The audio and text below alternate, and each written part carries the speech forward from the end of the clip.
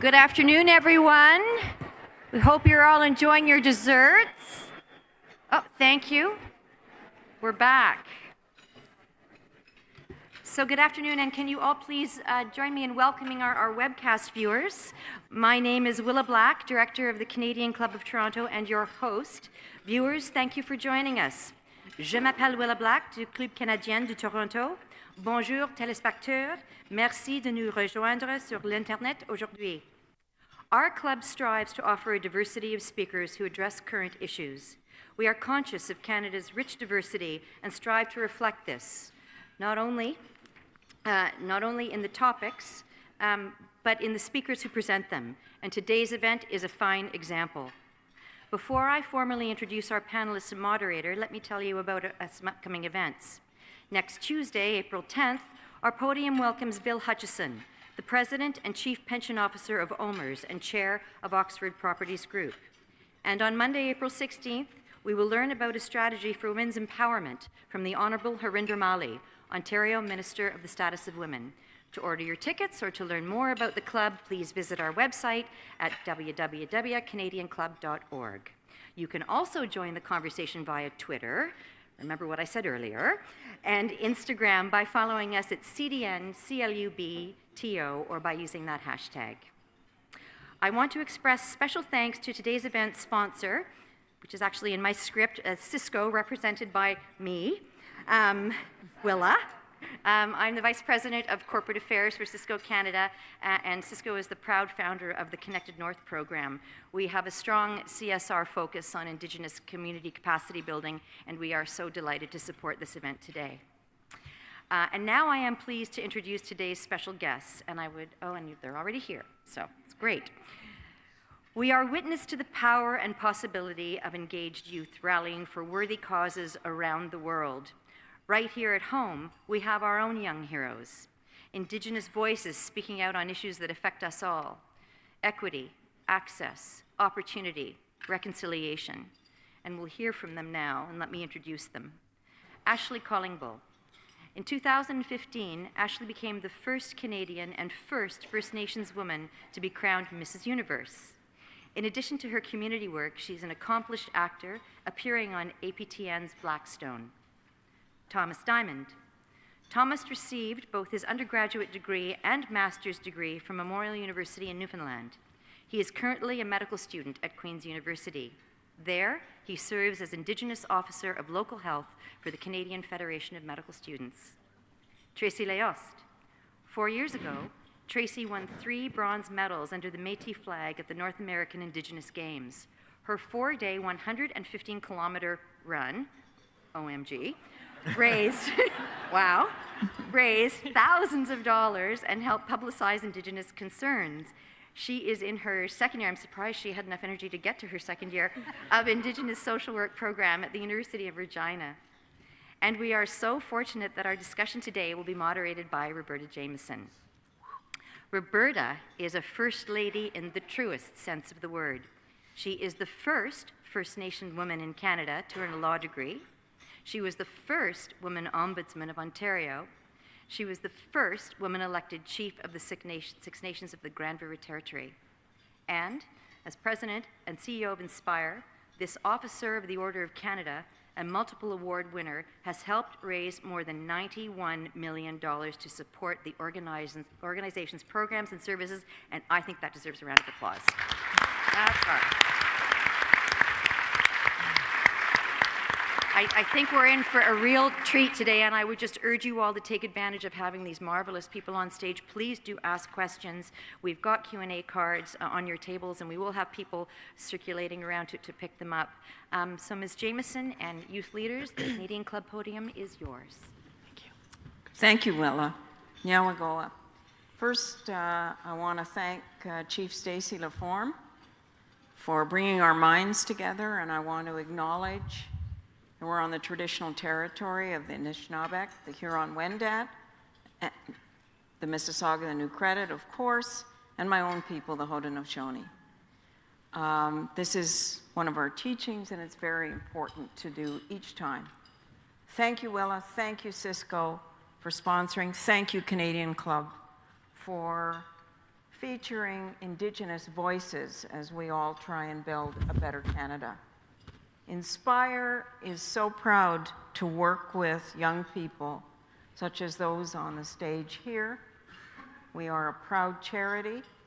We work to support students through education and training, education that validates Indigenous identity and provides our people with an opportunity to take our rightful place in the country. I'm going to share one statistic with you.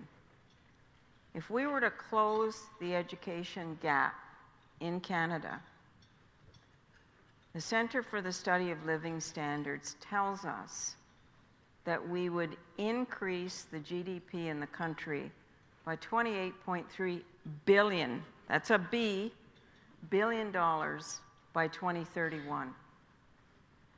If you factor in the changes in employment that would result, the cumulative gains to Canada's GDP by 2031 would be $261 billion.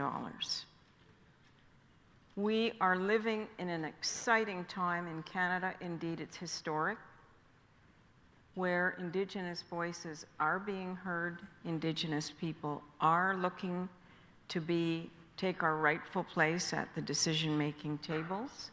Education is a key driver. It is not only the right thing to do, the smart thing to do, the just thing to do, but it makes very good sense on the bottom line for our people and for all Canadians. I now want to talk to our panelists and ask a few questions. The first question I'm going to ask each of these outstanding achievers to answer has to do with their own experience, which I know is what you want to hear. I want them to talk, each of them, about the role that education has played in your success to date. And tell us about your experience with education, the challenges, the opportunities, and to what extent your Indigenous identity played a part on that path. I'm going to start with Thomas. Uh-oh.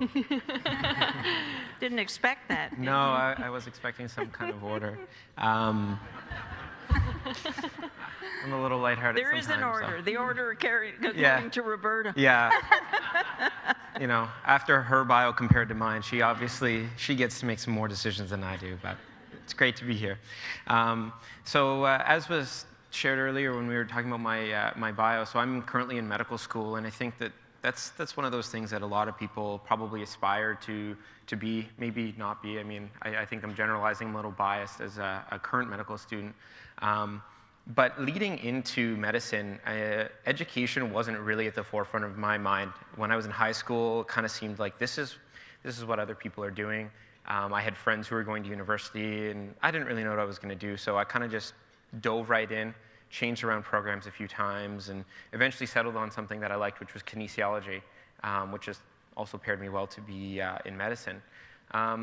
And things kind of kept rolling from there. I ended up doing a master's degree, and then I came into medical school. I've been a student since 2009, and I've got at least another 2 years of school, plus like 5, maybe 7 years of like training post-graduation. So I was speaking earlier about the idea that I might have my 25th high school reunion by the time I actually have a real person job. So education along the way, I actually, I reflect back on that. So I grew up in rural Nova Scotia, and I think about all of the people that I grew up with, and a lot of them are, they did trade school, or they got maybe a nursing degree, or whatever the case is. And, they're kind of moving on and going through their life. They have a house, they have a dog, they have a long-term relationship, or they're married. And I think we used to think about, measuring our successes in like those sort of things. And sometimes it's education, sometimes it's, physical objects, whatever the case is. And then I always think back and say, well, like I don't have those things, so like maybe I'm not, as far along as other people, but it's all relative. So for me, going, down the education road, I don't think I've lost out on anything in those life experiences, not having a house or a truck or a family of my own in that same sense. But education, it's all the experiences that I've gained from being in university. It's getting involved with community, and to answer the question more about the Indigenous identity is that's where I really started to feel a sense of community and belonging, because when you're at a university and, you know, not having somebody to guide you through that process, to have other students who are also Indigenous who relate to you, it's just like, it's helpful. And it really brings things back together. Thanks, Thomas. Ashley. For me, it was actually quite difficult, but the thing that did carry me through was my culture. That's what my grandmother always told me, is that I can carry my culture with me everywhere I go, and that's what's going to keep me strong. And with education-wise, it was difficult for me because in high school, I was the only Indigenous person in my school, so it was hard for me to communicate with someone that had that same understanding of culture and traditional values. And I remember I graduated early. I graduated when I was 16, so I went into my first degree program, and I remember I was the only Indigenous person and woman in my science program. So that itself was difficult, but I felt like I was breaking barriers being there, and I felt like I was breaking a lot of stereotypes. And there were a lot of people that said, you know, she doesn't belong here, but I always told myself I belong wherever I want to belong. And that was what was important to me. And I ended up deciding to, you know, I graduated and then I continued on and chased another passion, which was communications. I love to write. So I ended up graduating with another degree, and then I graduated again with a diploma in film and television because I'm an actress. And the importance of education to me is, you know, one of the biggest factors in my life, because, you know, chasing a career in acting is quite difficult and it can't be very consistent. So I thought to myself, you know, knowledge is power. It's very powerful to always have a backup plan. And my backup plan right now, I have 2 degrees, a diploma, and I just got accepted into my master's.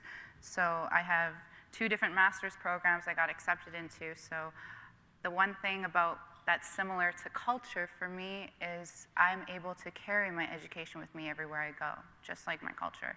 So for me, culture I carried with me, and now I have that education I can take with me everywhere I want to go. How do you practice your culture when you're off at university, Ashley? Well, growing up, I lived with my grandparents. They are a medicine man and medicine woman, and, you know, it was really wonderful. I was very thankful that I have that spiritual belief and being able to go to sweats and ceremonies, but, you know, when I wasn't with them, it was hard because I was by myself. But I always kept true to my values, and my grandparents always taught me to have a clean mind, body, and spirit, to stay away from the negativities in life and stay away from drugs and alcohol. So my focus will always be a clear mind, and I'll be able to chase whatever dream that is. But I always made sure to smudge every day, to pray every day, and, you know, keep my spirit with me, because that's what keeps me strong. So that's what kind of set me apart from other people, was my culture. And it really kept me going, and it kept me strong and for every day that I had. Thank you. Tracie. So education has been probably the biggest and most important thing for me, but when I talk about education, there's 2 sides of it. One side of education for me is experience in my community and with people and in the classroom, and then there's the book aspect of education. And when you put those 2 things together, you get something really, really powerful, and that's what education is to me. And education has been the most important thing for me because I always tell people that education is the only thing that can never, ever be taken away from you, especially as an Indigenous person. Your identity and your education, at the end of the day, whether anything can get taken, that's all you're going to have left. I always say that the Indian Act came along and it took away families, and it took away cultural belonging and identity, and it took away objects, but you could take away my driver's license, you could take away my home, you could take away my family, and at the end of the day, I'm still gonna have my education. And as an Indigenous person, your experience and your education is such a powerful, powerful thing that'll take you through the rest of your life. So that has been my big thing, is education has been everything for me, but education has been a major struggle. I'm a Métis woman who I'm very connected to my community, I'm very community-based, but my parents lived in Winnipeg, so I went to school in Winnipeg, and I went to school with a lot of really privileged kids. I just went to like a public school, nothing private, like a regular school, but it was a step ahead of what people were experiencing in my community. And I struggled because From kindergarten to grade 8, I was only one of 2 Indigenous kids in my class. And from grade 9 to grade 12, I was only one of 4. And coming from a community where that's my heart and soul is my community, it was a struggle for me to not be around people like me. So up until the day I graduated, all I ever wanted was to be in spaces with people surrounded like me. And I struggled because, like Ashley, culture was everything. And like people say, like, you wear your heart on your sleeve, that was culture for me, like it was there. But I got hell for it at school. It was me and an Inuit girl who was adopted into a white family who was so far away from her culture too. And we got bullied every single day. And I felt privileged in the fact that I don't have brown skin, and that comes off as a privilege. So sometimes I could hide because I didn't get made fun of because of my skin color like she would. But then we'd go on field trips and we'd drive through the north end of Winnipeg where there was lots of homelessness. And everyone in my class would tease us, asking if those were our cousins because the homeless people were Indigenous people. Is that your family? Are you gonna turn out like that? So I was constantly, every single day until the day I graduated grade 12, I had to defend and prove who I was as an Indigenous person. And I can assure you that's exhausting, but it is so, so, so important to never, ever, ever kind of fall behind that. As an Indigenous person, we know we have to defend ourselves and we know we have to fight for what's rightfully ours, but at the end of the day, it's such a great thing. A huge part of my education was just a support system, was having my family, because I could be bullied at school, but I went home and I had an incredible family and grandparents who fought for everything so that I could have a decent life and that they could provide me with everything I needed to achieve those things. So that was a kindergarten to grade, I'd say about grade 9 or grade 8 was a big struggle, but things changed for me in high school when I took an Indigenous studies class, and the teacher just changed my life. He was an Indigenous man who grew up in poverty. He grew up in the system. He had struggled with his own addictions. He had seen it all, but he was such a powerful person. And it was just being in that environment that I wanted to be in that just changed everything. And being in an environment where you were finally supported and you could finally be pushed forward and supported in a way that you needed to be. And it was then that I realized that I could go to post-secondary education. Like, I could go to a university as an Indigenous person. At just grade 11, like, finally hit me. And it was there that I realized that I didn't have to stay in my community, that I could go anywhere and find a university that fit me. And that is where Ispire came in and absolutely changed my life. The summer before my first year of university, I was working 2 full-time jobs just so I could make ends meet my first year in university. I picked to go to the University of Regina. So I'd be living in residence, I'd be living on my own. I moved out at 17. So I'd have to cover tuition, books, groceries, like just those basic things to survive. But it ended up being I needed 2 full-time jobs, and I was struggling. I didn't know how the heck I was gonna do it. Would I need another job? Like, when I get to school, how am I gonna focus on school?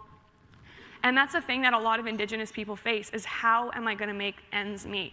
And that's where I received a scholarship from Ispire, and let me tell you, that changed everything, because now I didn't need to spend 20 hours a week working my butt off just so I could make ends meet, so I could have some food on the table. I got to spend those 20 hours a week in the community, and being in the community, it changed everything from there. It took it a step forward. So because of Ispire, I get to be in the community every single day, changing the lives of the most vulnerable youth in Regina, just because I don't have to be at work and I don't have to make ends meet. So it's when Ispire gets to reach Indigenous students that they provide them with a space where they can succeed. I don't want to take up much more time, but the other day I volunteer with a hockey league that it reaches the most vulnerable people in Regina, and a lot of those kids are in foster care, they're in systems, and they're living in poverty, and they get the equipment, they get everything, it's all free, a ride if they need, and the biggest thing for me beyond being a coach is being a mentor and providing a safe space for those kids. So I had 2 girls that came to this league, they were on my team, and they were not from Regina, they were here for a treatment program, and they got put in this league just to kind of do something in Regina, you know, to get them out of trouble. And I had the hardest time getting those girls involved. They didn't have the confidence, they were really shy, they couldn't participate, they were just too scared, and that's a lot of things Indigenous people struggle with, is putting yourselves out there, and I struggled all winter to get these girls involved, to make sure they were comfortable. I never thought I was doing enough, and then at our year-end tournament, I was tying this girl's skates, and she told me this is her last day in Regina before she goes back to her community. So we just quickly went over, like, where's a safe space, and how can you be positive and whatnot, and save yourself from trouble, just the little things we practiced all year long. And then before she left, she said, "Tracie, thanks for reminding me that I had a purpose, because I never knew I did." And that was only because I got a scholarship from Ispire that changed my life. So it's when people can donate to Ispire that it can reach more Indigenous youth, and it can change their education path for the better. Wow.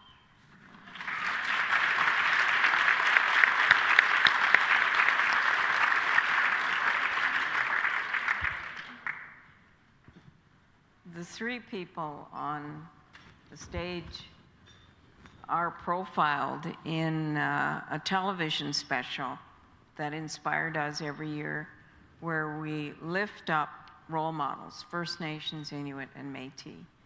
Last year, Thomas was amongst the laureates. This year, Tracie and Ashley. And my shameful promotion is in June it will be broadcast on CBC and APTN. But now over 300 people have been honored. Each year now we do 3 youth laureates. And you can see it's a nomination process, so please nominate. I see many worthy nominees in the room today. And you become, the power of role models is so important. And I wanted, but it can be daunting to be a role model. I want to ask each of our panelists how they feel about that, being a role model, particularly in the time of reconciliation in Canada, where Canadians are becoming more interested. They want to know, they want to get involved. How do you feel? Do you feel like you're an exception? How do you feel? Ashley? I think it's a wonderful thing to be a role model, to be a leader for other Indigenous youth and non-Indigenous youth. I think that right now with reconciliation, I feel that non-Indigenous people are our allies. I feel that, they need to take the time to understand our history, learn about our culture, because we're Canadians, we're all together as one. And if there's a better understanding, and for me, what I try to do with reconciliation and being a role model, a leader for other youth, I try to educate people as much as possible. And with me, I think with reconciliation, I try to educate with kindness. I try to put this approach across in a way that is positive, where people will want to be engaged, where people will want to learn, and they will want to understand. And in that way, we will want to unite together. It can be difficult to be a role model, it's because people have high expectations of you. But the thing that I really think about is that if I'm doing something worthwhile, it's worth it. If it's something that's positive and I'm creating change, or if I'm doing something that's very empowering, it's going to have a ripple effect. And who knows who you can empower next? Who knows who that person will empower next? That's the biggest thing about being a role model to me, is where that empowerment will go and how far it can go and what changes it can create. And with reconciliation, I think having that together, being a role model in a positive way and educating people on the truth, is also very powerful. So I'm very humbled to be looked at that way. Thank you. Thomas? Just on a similar note as what Ashley had just said, is that, moving forward in the idea of reconciliation, I was having this conversation earlier with somebody who's in attendance, but that, as Indigenous people, and as Tracie also had mentioned, that, we can't give up. We have to keep fighting every day. We have to keep educating. I'm one out of 100 medical students in my class. I'm the one Indigenous student. So do you think a lot of weight falls on my shoulders to be the person who's educating my classmates? And what I was saying is that I don't mind doing that because, this is demonstrating this role model thing for our youth and for younger people to be proud of who they are and to speak up.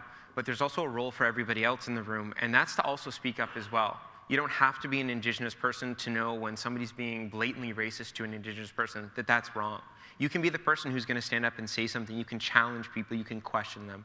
So, role modeling isn't just always about having somebody that follows in your footsteps. It can be about having conversations. It can be about leading these conversations. So you can be a role model even if you're non-Indigenous and be a part of this conversation and reconciliation and moving forward. Tracie, how do you feel about that? Let me just, before Tracie answers, remind you that you can write down questions and people will pick them up and bring them to the stage so that I can pose them to our laureates. Tracie. I feel very humble that people look to me as a role model, and that's certainly a big role to fill, as there's always some sort of expectation. But for me, it's not about myself. I was saying earlier that for me, my larger goal is to be a part of something bigger than myself, and that's what I feel as a role model. My thing is that I want to put the empowerment back in the community and back with our youth. So that isn't me taking a stand on my own, it's me finding a platform and being a voice for those who are being silenced. And being a role model to me is that I have the privilege of having a voice, so I have the responsibility of using it, just like most of you do too. And the important thing for that with me is that if I can make a difference in the lives of the Indigenous youth I work with every day, like the difference they make in mine, then I know we're moving a step forward. So it's those 20 hours a week that I get to spend with the most marginalized, most vulnerable kids in the worst situations in Regina. If I can just make a positive space for them so that they can be in an empowering, and they can be empowered so they can, I don't want to say follow my footsteps, but they can be a leader, that's all I can ask for. I just want to spread that love. And on the topic of reconciliation, I always talk about how we need to do it together. And that's like what I feel as a role model, especially as a Métis woman, is I walk in two worlds. I walk in the world of the oppressed and I walk in the world of the oppressors. And for me, it's about bringing those two together. You need to empower both communities. And as a youth, as a role model for myself, it's to empower other people so they can bring that gap together. Thanks, Tracie. If you were to think of one thing to say to Thomas, to say to business leaders, what is the one thing they should be investing in to support Indigenous youth on their path to leadership? What would it be? So I guess I'm going to have 2 points. I'm going to break off of the kind of one idea. One is, I think, to recognize diversity. A lot of universities now have affirmative action, which is to increase the number of Indigenous students in particular programs, to have equal representation of, our 4% of Indigenous Canadians within their all areas of academia. So I think for businesses and companies or future employers is to recognize that we need to start harnessing that. As Roberta has already said, the however many billions of dollars that our GDP would go up if we actually harnessed our youth. Indigenous people under the age of 25 is the fastest growing demographic in Canada. We need to start looking towards the future and using our youth and using our young people, not to exploit them, but to actually be moving forward. So what can you do to give that equitable access to those people? That's what I think is very important. Maybe it's in your hiring policies. Maybe it's that you actually take the time to attend something like this to understand Indigenous people a little bit more. Because if you want to hire Indigenous people, you need to make sure that it's actually in a safe space. It can't just be filling a quota of people, because that's not going to work. You want people who are going to come and be productive and actually feel safe and included. And whatever that might be, if it's training for the rest of your staff, if that's looking to different hiring practices, but recognizing those differences and making sure that people are represented. Ashley, what would you say? Well, for me, because I'm in science, I see a lot of more Indigenous people getting involved in STEM. And to me, that's the future. Science is just always going to be there. Technology is always changing. And I feel that in the workforce now, you'll always have a career with technology. And I feel like you said, there definitely needs to be more Indigenous representation. It doesn't matter if it's a field in STEM. I feel like when I was in school, it was hard for me to adjust because I didn't have any Indigenous people to look up to in school. So to have more Indigenous representation and more culture integrated into the school system, whether that be changing the curriculum or having safe places to be, that makes a huge difference to have that culture, because I was by myself. I didn't have anything to give me strength other than being alone and relying on my own culture. I didn't have a place to go. But if it involves culture integrating that with STEM, I find that very, very powerful, because STEM is the future. It's right now. And I'm working with a lot of women who are in it, and I feel that investing in STEM is basically just investing into the future. But if there's a way that we can get culture integrated within it, that would make it even stronger. Well, there was a discovery not long ago that was published about the achievement of a nitrogen cycle. Scientists said, you know, if you grow corn, beans, and squash together, there is a powerful nitrogen cycle that results. And our people would say, yeah, we've been growing corn, beans, and squash together since time immemorial. That's why we call them the Three Sisters. So the point you make about the integration of Indigenous ways of knowing into STEM, I would add I would say STEAM, is so important. And yeah, arts, right? Yeah. Our artists are, and you're an artist, are the ones who really provoke our thinking and challenge us to change. Yeah. But for sure, Indigenous ways of knowing. I meet with a lot of leaders of business, university, government, and some people will say to me quietly, gee, you know, we get it. Reconciliation, we're there. We understand we need to do things differently, but we don't know where to start. We don't know what to do. We don't know how to reach out to the communities. What would you say to them? Reaching out, reconciliation. For me, it's always having, like I said before, more Indigenous representation, more understanding. And, you know, you can be Indigenous, you can educate people as much as you want. It's really the non-Indigenous people that need to be involved and for all this understanding to go forward in order to create a better Canada. We need your help. It can't just be us fighting a fight. And, you know, it's something where we need to be together as a group, where we need to be allies. We need that understanding, and that's the only way that we're really going to move forward. We can't do it alone.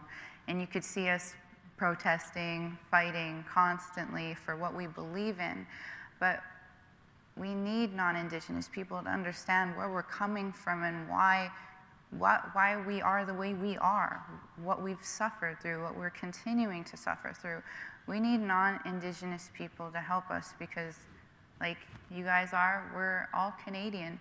That's the only way we're going to ever have reconciliation, is if we work together and there's that understanding. And we need to be sympathetic to the way that, you know, Indigenous people are now, and it's because of our history. The true history and the true understanding will help everyone move forward. Yes, it's a harsh history, but we can create a better future if we work together. Thank you, Ashley. They told me that was 7 minutes, so it's probably 6 minutes left. Sorry. No, it's not you. We're having a wonderful conversation. One note is congratulations to all of you for achieving what you have and the importance of engaging non-Indigenous youth in the journey. Another question is really interested in how these young people got through life with all the obstacles put in front of you. And here's an interesting part.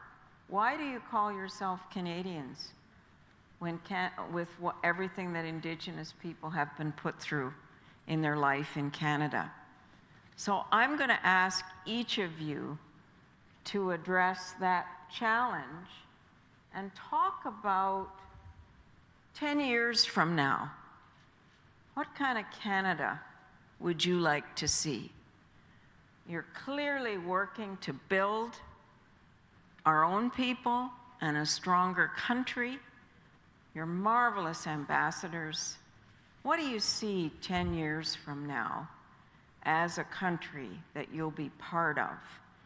And are you going to be proud to call yourself Indigenous Canadians? I'm going to start with Tracie. First and foremost, on top of being Canadian, as an Indigenous woman, I'm always going to identify as I'm a Métis woman from Treaty 1 territory, Winnipeg, Manitoba. That's who I am. Despite being Canadian, I'm an Indigenous woman. This is my land. This is where I belong. And despite who's going to attempt to take that away, my identity is not going to be taken from me. So we're all treaty people, which makes us all Canadian. But first and foremost, I am my culture. I am my community. That's who I represent first and foremost. That's who I fight for every day. But a Canada 10 years from now, I hope to have an Indigenous woman as Prime Minister. That would be a remarkable thing. to just see more Indigenous people in leadership roles that have a voice, where they're finally being heard. But we were talking about this earlier, and the Canada I am going to live in 10 years from now is going to be a country and a society that doesn't deal with the problems as they come. So we had this conversation earlier about upstream and downstream thinking. So right now, we're waiting for the big problems upstream to flow downstream into a bunch of little things before we deal with them. And they're just gonna keep on flowing, and you're gonna do little preventative measures just to stop those little things. Meanwhile, upstream, there are huge problems that are gonna continue to downflow. So 10 years from now, I'm going to live in a country that is dealing with problems upstream instead of waiting for the crises to happen and having to wait for intervention and the inquiries, and we're gonna deal with them there. Well, tell me we're on fire. Thomas, go ahead. Somebody light a candle? So when I think about Canada in 10 years from now, I guess this is a little ambitious, but I think to having like that equal representation, that we're at a point where we don't need affirmative action, that all Canadians, Indigenous, non-Indigenous, however you choose to identify, I guess I'll kind of side caveat is that, I guess I do consider myself to be Mi'kmaq and also Canadian. Like I have a Canadian passport, but I also have a card that says I'm an Indian under the Indian Act. So, that's a legal term. Please do not use that as a regular, in addressing Indigenous people. So it's straddling those two worlds and how you make that work. But in 10 years from now, it would be ideal to see that representation of 4% of Indigenous people in Canada. That's what makes up our population, to see that happening. We have an alarm. It is being investigated. Thank you.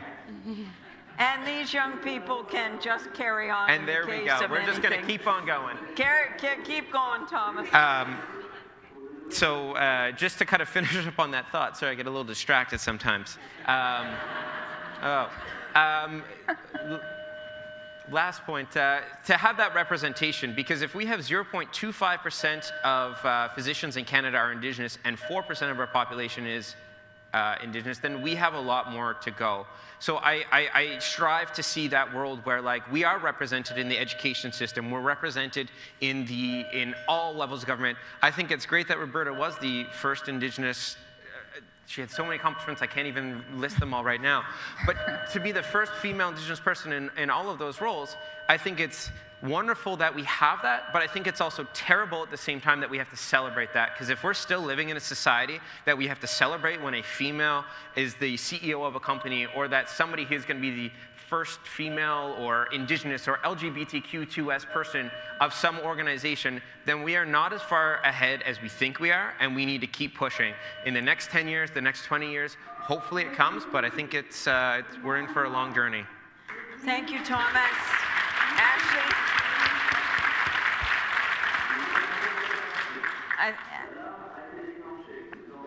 Well, I hope there's not a fire. I'm going to ask Ashley to answer the question. Well, do your best and against yeah. all odds. Well, I always identify as a First Nations Plains Cree woman from Enoch Cree Nation. I always, tell everyone how proud I am to be Indigenous. But I have represented Canada on so many levels in pageants, so everyone knows me as a Canadian citizen. And for me, in 10 years, I hope for the best. I do hope for more Indigenous representation in all fields, especially in government. I hope that we have those seats at the decision-making table, because we need that. And exactly like Thomas said, it's an amazing thing to be the first this, first that, but it shouldn't be like that. I'm hoping in the future it will be a regular thing to see where there's more Indigenous representation everywhere, because I feel that we're so underrepresented in so many different fields.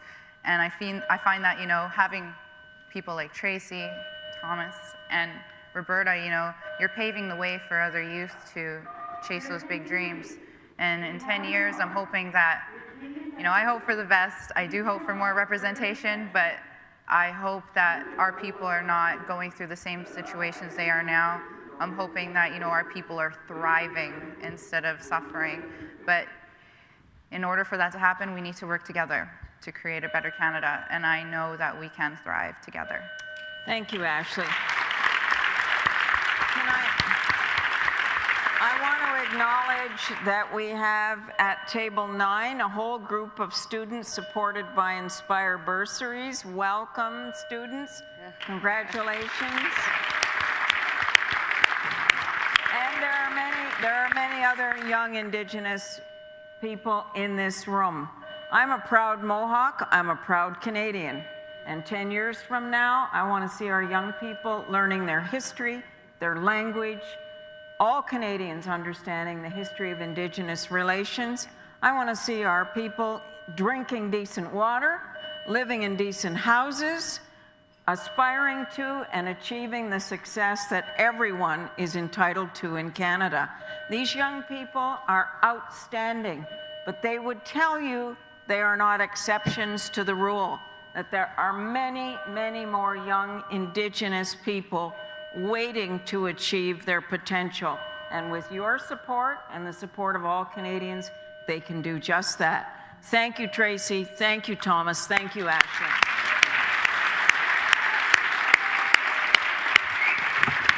I feel so badly that they've sent me up here a wee bit early, especially after that remarkable, powerful session. Oh, it stopped. Oh my gosh, does that mean I can talk? Oh my God, I would love to talk. So that's just, oh. So I need everybody in a Zen place, okay? So Ashley, Thomas, and Tracie, on behalf of the Canadian Club of Toronto, we thank you for so passionately sharing your stories and your courage with us. I was so moved to hear you talk about your journeys and to hear the strength and the passion in your voices. You have inspired us as role models and for the clear impact that you are having. And I think you said it best, Tracie, putting empowerment back into the community. So it was fantastic. We have big wrongs to right in this country. But as you say, Ashley, we are all together as one. We must embrace reconciliation in the spirit of together creating a new, positive, and productive relationship with Indigenous peoples. This is slow work, which we must commit to and build upon from a foundation of mutual respect and a clear-eyed understanding of our past. I believe that to my core. Our knowledge of and appreciation for the culture, the talents, the wisdom, the stories, your stories, of our Indigenous peoples informs us all as Canadians. We must understand and commit to this better understanding together as one. The light you shine on the issues through the stories that you told through you told today, I just wrote this at my table, holds important learnings for all of us. There is hope and promise in the reconciliation process. You inspire us through your courage, your honesty, and your leadership. And to our moderator, a great woman who also leads by example, Roberta, thank you for your lifetime of deep commitment to Indigenous peoples, for framing the issues, for showcasing the talent and potential, for embodying the spirit of hope for a better, more productive, and inclusive future. This gift, your gift to all Canadians, is formidable, and we thank you.